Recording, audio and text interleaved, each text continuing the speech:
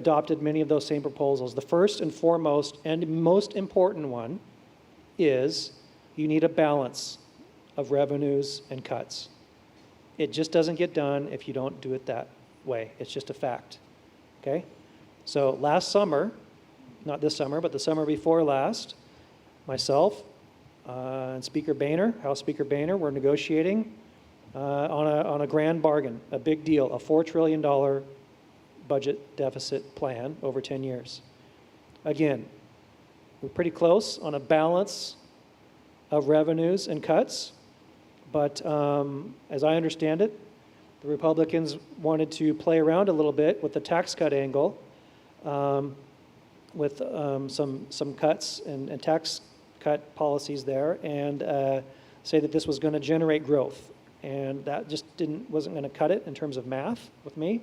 So we couldn't come to an agreement there. But the main thing is, it's a balance. You need a balanced approach.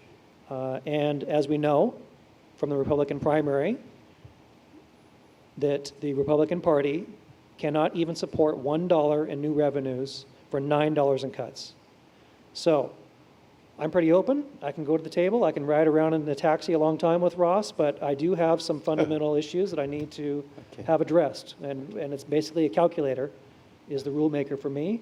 And I think after the election, there's going to be a time period there. And hopefully that's when people are going to come to their senses and we can really sit down and do something. I'm always optimistic. Okay. All right. Thanks, Jeff. Ross, your turn.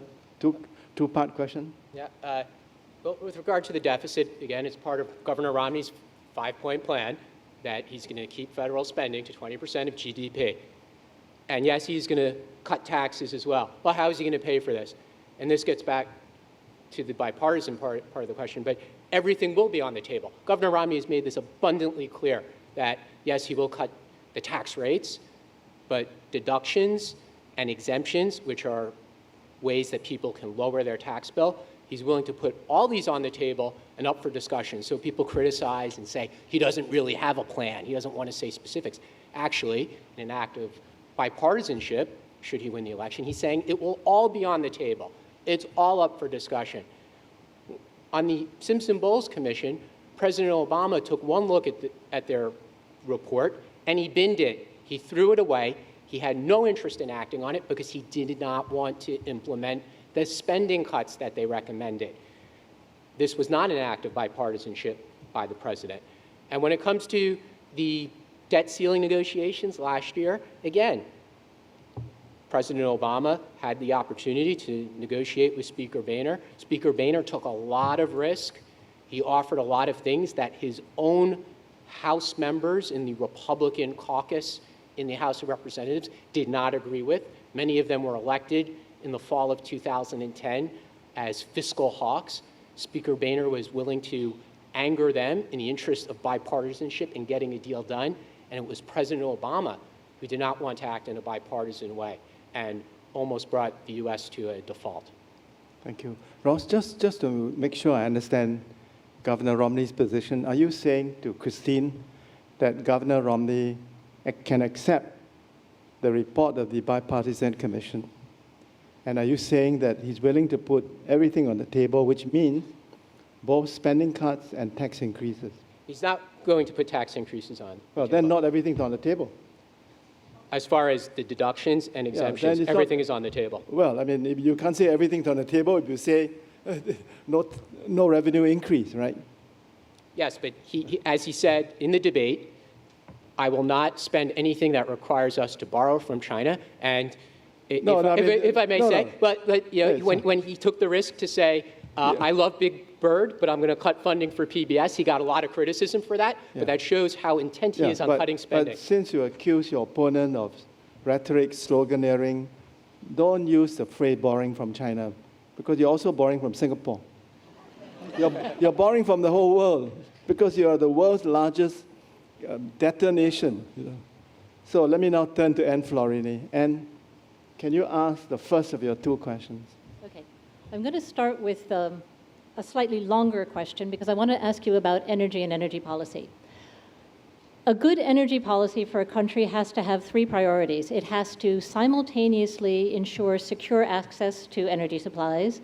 It has to ensure reasonable prices, low prices, for that energy supply. And it also has to not bring along with it potentially catastrophic environmental impacts. In all the discussion of energy independence and energy policy in this campaign, we've heard a lot of rhetoric around those. What we haven't heard anything about whatsoever is the third, is climate change. The scientific evidence is growing and becoming overwhelming, and the concern is growing that we are rapidly approaching the point of tipping points, such as complete loss of Arctic ice in the summer, which could tip us into a whole new climate scene within the next few decades, not a long-term problem. President Obama, you started big on climate policy, but you didn't push the cap-and-trade legislation, and you seemed to let things slide after Copenhagen. You got a little lucky with the discovery of unconventional shale gas, which kept U.S. emissions down, but the climate policy clearly did not remain a priority. Governor Romney, you were a huge supporter of action on climate change as governor, but by the time you became a presidential candidate, you treated the subject as a laugh line in your convention speech. What policies would you adopt at this point to assure the United States and the world that your policies will not lead to a catastrophic tipping point on climate change? You want to go first, Jeff? I'll try that because Okay, Jeff, go first. I'll be quite bold here. I think that there's a huge difference between the party's policies here. At least my party, as a starting point, acknowledges that climate change is caused by man and petroleum products. I'm not going to try to persuade you that that's the case. That's just a fact. So I can tell you a couple things. It's back to one of the big picture context things. What's your approach to policy? Do you try things that didn't work, or do you want to try things that will work? Right? Drilling, more oil supplies, more oil usage. That's fantastic for the economy. There's no doubt about that in the short term. Okay? But we can't think, I hate to say this, but we can't think like a businessman trying to meet the quarterly numbers. That's not the point. The point is a long-term vision. The point is a sustainable vision. The point is doing something that's not going to make the situation worse. Okay? Investments in green technologies. Yes, it's tough. Yes, not everything you invest in is going to work. Yes, tomorrow you're not going to have a breakthrough. Good things are hard to come by, but we have to keep trying. As far as the oil pipeline Ross mentioned, look, if it's not going to cause an environmental disaster, then that's fine. Let's do it. I'm all for it. But let's not just make it a political issue, right? If we want to do an environmental review, please, right? Things take time. The gas will always be in Canada. They'll always need to get it out. America will always be there as an avenue to get it out. Let's just do it smart. It's their gas. They're getting all the money. But guess where most of the pipeline goes through? And who it impacts most in case there's a disaster? It's Americans. Okay, Ross. Well, addressing this issue does include access to secure and stable supply. And Keystone Pipeline really is the perfect example. Yes, it needs to be safe and not cause catastrophic environmental damage through the many states it will pass. And this has been studied for years already. And at the conclusion of these studies, it was determined that this is safe. And the Obama administration then said, no, we're not going to do it because they are beholden to people with actually some far-out ideas on the environment. It is true that many people in the Republican Party don't believe that climate change is man-made. I'm not going to deny that. But how to increase the use of green technologies is to get companies to invest and to lower taxes and create an environment where companies will be willing to do research and development and do it in the United States. We don't see that possible with the policies of the current administration.